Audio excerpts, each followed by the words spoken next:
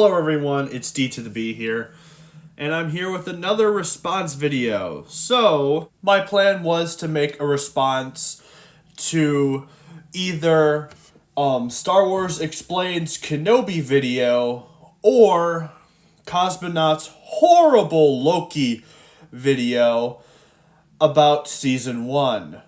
But I recently discovered a video that kind of piqued my interest a little bit, and that would be this one. So I watched it, and oh boy, it is a poorly made video with bad arguments, and some moments were just really cringy. So I recently picked up a Blu-ray of Rise of the Beast recently. Well, I pre-ordered it because I wanted the bonus transit scene. Now, I will say this guy is probably nicer than the last guy I responded to, because definitely Kylo Ren the YouTuber was definitely a jerk. But I do have to bring this up. I think Rise of the Beast is a pretty good film. And I do think it's a bit better than Bumblebee. Does the film have problems, though? Yes, of course. I do have problems with the film, especially when I went to see it a second time with my friends, Out to the Sea and Full Metal Dipper. But I think the film is mostly positive.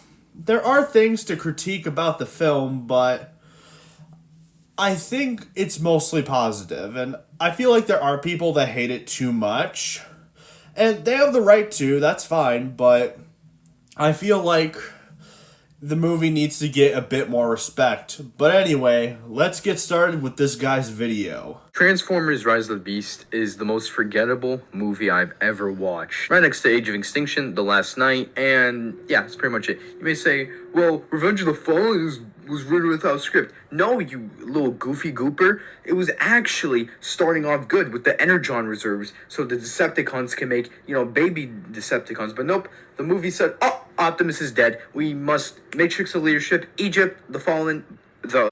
Okay, so I don't think Rise of the Beast is that forgettable. Is it a great movie? No, of course not. But it's definitely better than Revenge of the Fallen. Revenge of the Fallen had so many problems. I used to like Revenge of the Fallen, but as I grew older, I realized how bad the movie was. After watching Theory and Mus's video, I found out that it wasn't entirely the fault of the director for Revenge of the Fallen's failure. Because you see, at the time, there was a writer's strike, just like now, and the script was not complete, which led to the movie looking all janky and also things not connecting very well, so it's not entirely the fault.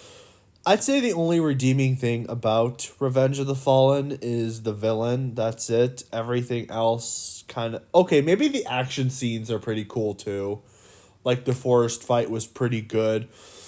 But in story-wise, it's pretty bad. Like, seriously, it's really bad. And I know that Age of Extinction is worse, but personally, I like Age of Extinction. I will admit, Age of Extinction is a bad movie, but I really like it. The Fallen, the other things that made Revenge of the Fallen better was the fights, the soundtrack, and these two. To be honest with you, I know it's going to piss my friend L to the C off, but I think the soundtrack in Revenge of the Fallen is meh at best. Like, I think the first movie definitely had the most better soundtrack, to be honest. Like, for example, I like What I've Done more than New Divide. I think New Divide is a mess song at best. I just never got into it. I think the first movie and the third movie had the best soundtracks. I think Revenge of the Fallen soundtracks are meh. And, ooh, dude, that is not going to go well with the other Transformers fans. Because Skids and Mudflap is definitely one of the most hated characters. I've grown to hate them. Yes, I think the their racial stereotypes thing is stupid, especially during the modern days. I can't take that seriously anymore, where they say that they're based off racial stereotypes and that's a bad thing and blah blah blah. I am so sick of that already. They did that to George Lucas with Jar Jar, and I'm just so sick of people pulling up that argument. I just find the twins annoying. But to be fair, I will say the soundtrack in Revenge of the Fallen is definitely better than Rise of the Beast. Rise of the Beast is unfortunately full of rap, and I'm not a rap fan, so that doesn't really go well with me. And also, Beast Wars had a rock and roll theme in the original cartoon. I just feel like rap doesn't work with a Beast Wars type movie.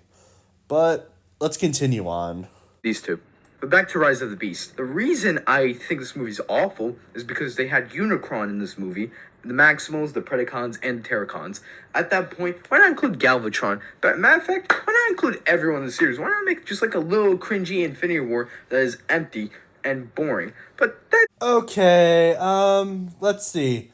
Let's start with all the 3 points that you brought up. Let's start with Unicron and the Maximals and Terracons and Autobots.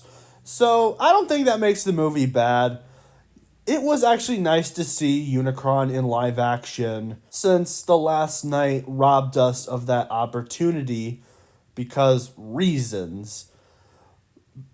But I will say, I wish Unicron wasn't as big of a threat in the movie that he was. I wish he just showed up on the Maximal Planet and, like, didn't show up for the final battle, because I feel like he would have been a fine antagonist for maybe the last movie or something like that, instead of being easily beaten. And I somewhat agree with the Maximals being in the movie. Personally, I wanted a live-action Beast Wars movie with just the Maximals. I don't like how they went to the Kingdom direction within the movie, but I think it's executed a bit better than Kingdom was. Do I wish the Maximals and Predacons had their own separate movie from a Autobot versus Decepticon movie? Of course I do. Of course I wish that they were separate. And the Terracons, they were good villains. I had to say, Scourge is definitely the best one out of the Terracons. I like Battletrap, and then Nightbird I feel like was a little bit wasted. Now let's get into the cringy Infinity War parody. I think people would actually like to see all the Autobots and the Decepticons in a live action movie. The problem is it's too expensive. And also, I had to say, except for the army, I had to say Revenge of the Fallen, Dark of the Moon, Age of Extinction, and even the abomination known as The Last Night had a way bigger cast of robots than Rise of the Beast did. Definitely, Rise of the Beast has the biggest budget out of them, being the fact that they had to get the people who did the horrible live-action Lion King movie to do the fur texture for the movie. So that's the reason they don't, is because they don't have the money for it. I think that would be every fan's dream to have all the Autobots and the Decepticons there, but the direction they go with the minimum cast is probably the best for live action movies. You can probably do a lot of characters for like a 3D animated movie, but not a live action. Anyway, let's get to your next point. And boring. But that's not what I'm really here to talk about. The thing I want to talk about is how they ruined Optimus Prime as a character. They took everything good from him, from Bumblebee, and then tossed that shit into a trash can and said, "Oh, enjoy." Dude, what the heck? I know you're mad at the movie, and that's fine, but seriously, I know I get mad too, and sometimes I get to the point of shouting, but what was that? And I'm going to make the argument that Bumblebee was mistreated in the Bumblebee movie more than Optimus was in Rise of the Beast. Because the problem with Bumblebee is that he turns into a puppy dog. And I know people have been making the argument that he's been a puppy dog for a while, but he's a literal puppy dog. He acts like a puppy dog. He's scared of everything. He doesn't know how to transform, even though that's not how amnesia works. You might not remember who you are as a person, but you would remember a lot of things. Something like that would have made sense for like a freshly born transformer. But Bumblebee is just this incompetent, scaredy cat that was in the Bumblebee movie. I can't even call him Bumblebee. I know so many people are going to be pissed off that I called the Bumblebee movie Bumblebee out for this, but it's true. I don't understand why people are so okay with Bumblebee being mistreated like this. Like, not even the original G1 Bumblebee was like this. A scaredy cat that might as well piddle himself from every single thing that scares him. Anyway, let's continue on. Optimus Prime has zero character in Transformers Rise of the Beast. That's actually incorrect. I meant he's a whiny bitch baby of a character throughout the whole film. He whines about how, oh, it's my fault. I'm so sorry, guys. Bro, act like a leader. Man up. It's like the way he was written, it was so demoralizing. It's like they took everything good about him from Bumblebee, the Bayverse, and every other interpretation that was great about him and thrown it right in the garbage. I know. Thing is, though, the director said himself that this would be a younger Optimus Prime. Optimus Prime that has basically lost all hope and is struggling to become a leader. This makes perfect sense. I honestly find it very unique. We've never had an Optimus Prime like this before. Like, the closest we've had was animated, but I always found it strange that Optimus is just instantly wants to defend the humans. Like, I explained this in my review. Like, we've never had an Optimus Prime like this that is questioning if he should help the humans and is thinking about himself. And Optimus Prime is still Optimus Prime in this. Yes, he's not the defending humans type, but he's still a role model to go off of. Now, there's an Optimus Prime that's worse, but I'm not going to bring that up because you're going to bring him up in a second. So let's get to your next argument. Right in the garbage. I know there's been garbage interpretations of Optimus, but God, this one just... Oh, everyone loves to defend this one, but this one just sucks. As a whole, I don't like how he was designed. Yes, him with the mask looks cool. His energon swords look like butter knives, but that kind of makes it boring. Dumbest part. Okay, no. That Optimus Prime is worse. I hate Earthspark Optimus Prime. I can agree that he sucks, but the fact that you consider the Rise of the Beast Optimus Prime worse than Earthspark is such an insult. Because the problem with Earthspark Prime is because this is him after the war. Like, what did they do to Optimus? They turned him into a cringy dad that you would find in a random sitcom. Like, the cringy dad's trying to get hip with the kids. It's so bad. And I just can't stand this Optimus, especially that his voicemail in one of the episodes is literally, haha, this is a voicemail. Like, when would Optimus ever do that? Like, I don't understand why people defend Earthspark Optimus. He is definitely the worst one. Because this is just like Jake Skywalker. Like, how Luke was this hopeful person in the end of the original trilogy. And then they completely ripped that away and turned him into this bum hobo that you would find on the streets. Like, yes, he's not a bum hobo, unlike Jake Skywalker, but he's just a really bad Optimus Prime. He's not funny. The Chad face does not work with Optimus. They should have just kept the mask on. But yeah, at least with this Optimus Prime, he's younger. You get to understand why he's acting this way. He lost Cybertron. He doesn't know what to do. But Earthspark Optimus Prime is just like 50 times worse because this is him after the war. And he's just such pardon my language, he's such a boomer. And I hate it. They completely destroyed Optimus Prime and Earthspark. Don't worry, I'm going to have a review on that. But anyway, let's get to your next point. And I will say, this point is actually pretty good, somewhat.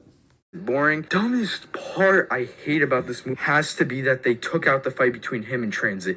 I really like that deleted scene. It would have been a killer opening. Like, it would have been sick as hell. It would have got me hyped in my seat to watch the movie. But nope, we just got the Maximals. Oh my god.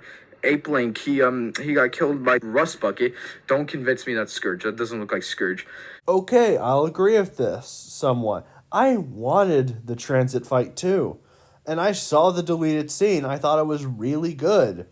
And I was so sad to see that this was cut from the movie. And the opening to Rise of the Beast was fine. Yes, Ape Link died like a punk, but I really liked the opening. And yes, I can somewhat agree with the Scourge part, because I'm just used to the Scourge from the G1 movie. But you have to understand all the facts that they put together. So let's see the pieces they put together. So he's obviously based off of the 2002 Scourge. They combined the original Scourge, and they threw a little bit of Tarn in there with the mask. Maybe they should have made Scourge blue instead of the rusty truck, or at least start him off as blue. So then we got that Scourge vibe from him. Maybe we could have said he started off in the movie as blue, but then as time went on, as they were looking for the transwarp key, Scourge got older and began to rust. That would have been really cool. And as I said earlier, Scourge is the best villain on the movie. To be honest, a lot of people will agree that he's the best villain out of all of the Transformers movies. When it comes to live action, he's the best one. And I somewhat have to agree. Who am I kidding? I do agree. He is a really good villain. Maybe even better than Lockdown, and I really like Lockdown. But anyway, let's continue on. That doesn't look like Scourge. Another thing I despise is his face. It looks ugly, it looks forced, it looks distorted. That isn't Optimus Prime. The reason people prefer Optimus Prime in the Bayverse movies is because he actually felt like a leader. He felt like he could sacrifice himself and all the Autobots would still fight for a better future even with him gone. He was more of an interesting character. Yeah, you may say, well, he's kind of empty. Empty? Empty. I'm telling you. Okay, so hear me out on this. So yes, the face is definitely ugly, and that's not entirely the fault of the movie. It's because they had to get a different animation studio for the Transformers Rise of the Beast, because originally ILM was the original designers of the CGI for the Bayverse movies / Bumblebee. But again, they had to get a different studio for the fur textures, so then the Maximals looked a bit organic.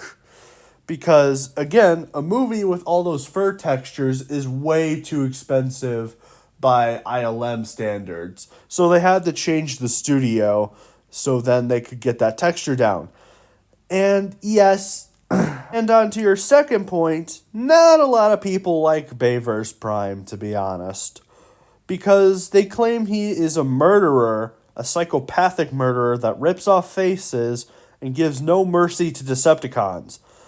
Now, I find this claim a little bit stupid, because Optimus Prime definitely... What's Optimus Prime supposed to do?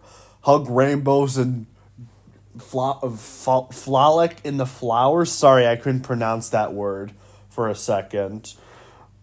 Like, I could somewhat understand, like, Prime has definitely done things that Optimus probably wouldn't have done, but at the same time, he's also in a war, where you have to do things that you wouldn't usually do. You can't be this peaceful guy, but again, I will agree with them on some conditions, because there are things that Optimus wouldn't have done. There was even a quote from Peter Cullen at TFCon that he hated in Dark of the Moon, actually.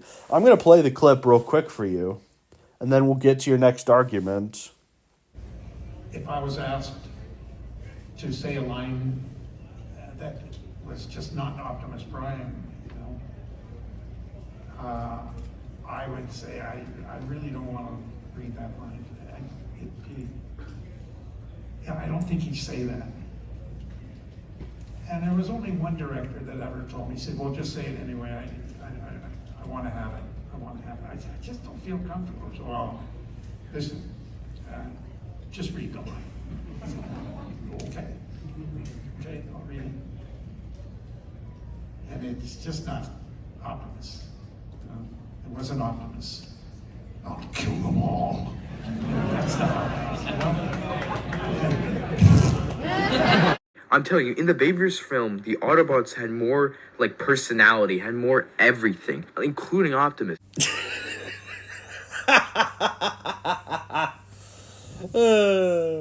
Sorry for the fake laugh, or I think at least it was fake. It probably sounded a little fake. But, oh my gosh, dude. Like, seriously.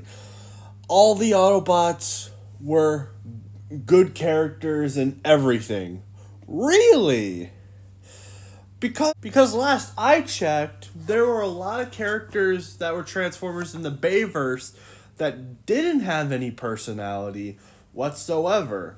One example is Jolt, who didn't even get a line in the movie. Like, not a line. Sideswipe, yeah, he was pretty cool. Ironhide, pretty cool. Ratchet, pretty cool. Bumblebee, pretty cool for what he was in the movies. Optimus, I like him. Jolt, Skids and Mudflap, annoying. And let's bring up some more examples. Sideswipe, still good. Ironhide, still good. Too good, they killed him off. You get my point here. Oh, and let's not forget the Decepticons, the most blandest part of the movies in general. Well, except the first one. I think the first one for Decepticons and Autobots was pretty solid. And same with Dark of the Moon, but these characters do not have much personality, and I will admit that, because, like, what does Jolt do except help Optimus come back to life and be big and strong? Nothing. We don't even get to see what he's like because he doesn't talk. Like, both the scenes he's in, he doesn't talk at all. Like, we have examples of this in the Bayverse movies of characters that had potential but didn't do diddly squat, basically. So, yeah, try again. Including Optimus. After Optimus Prime was betrayed by Sentinel Prime and losing many comrades at this point, during Dark of the Moon, he just said enough is enough. He needed to just, like, end the war. He needed to kill Sentinel Prime, destroy Megatron, all of that junk. He just needed for the war to end and for peace. On top of that, he lost his only chance to revive his home, Cybertron, because, you know, Sam had to put the Allspark or the cube in Megatron's chest to kill him, and he understand that if he didn't do anything, if he didn't, you know, stop Megatron, Earth would have been destroyed, and he didn't want, you know, Earth to see the same fate as Cybertron. I will say, pretty solid argument for the Bayverse Prime, but you're not really giving a lot of good reasons why Rise of the Beast Optimus Prime is worse. Personally, why I think Rise of the Beast Optimus Prime works, this is basically a younger Optimus Prime. It's not the noble leader that he's known for. He is in a place where he's lost his home and had to evacuate his planet. He loses Bumblebee, which makes it even worse. Like, all these things are building up, and Optimus is a soldier, so he's not even gonna trust the humans automatically, which, again, is something unique. Yes, the other Optimus Primes have just trust the humans right away, but there's really no explanation for it in the past. This movie actually gives us a answer to that question, because when you meet somebody, are you going to trust them right away? No, of course not. That would be awfully stupid. You're not going to go to some random guy in the streets and just tell them about your birthday, where you live, and all that stuff. I know, weird example, but Optimus's trust issues with humans are pretty valid. And even the opening to the transit fight leads to this. Like, that Optimus doesn't trust into the humans. It's literally in the opening of the movie. And also, he's not against the humans the whole movie. Eventually he turns. Of course, I think it was way too easily. I think they should have made the movie a bit longer so that we can get a more natural development of him trusting humans. And let me make it clear, I'm not dissing you because you're a Bayformers fan. I'm one myself. I grew up with the original Bayverse movies and kind of mostly prefer them over the new continuity except for Rise of the Beast. To be honest, I find Bumblebee a very overrated movie. Are the Bayformer movies perfect? No. I think 2 and 5 were extremely bad. Yes, I know 4 is bad too, but I somewhat enjoy it. But anyway, let's get to your next point. That Cybertron. That's like a true leader move. Can we also talk about how his face looks more natural? His face actually comes off like it's an alien humanoid mechanical face. You can see how his cheekbones express multiple kinds of emotion and looks really well. As I mentioned a point ago, the reason it looks so different is because a different animation studio took over, because originally ILM was the original people who made the live action movies for Transformers 1 all to the way the Bumblebee, but because of the fur textures of the Beast characters, they had to switch companies. And I will agree, I like the face in the Bayverse movies more than I do in the Rise of the Beast one. I think the Rise of the Beast one kind of sucks, to be honest. Definitely looks better than it did in the trailers. The trailers, it looked really bad. But, yeah, that's because they had to get a whole new studio for it. Alright, let's get to your last point. You're pretty much done with your video.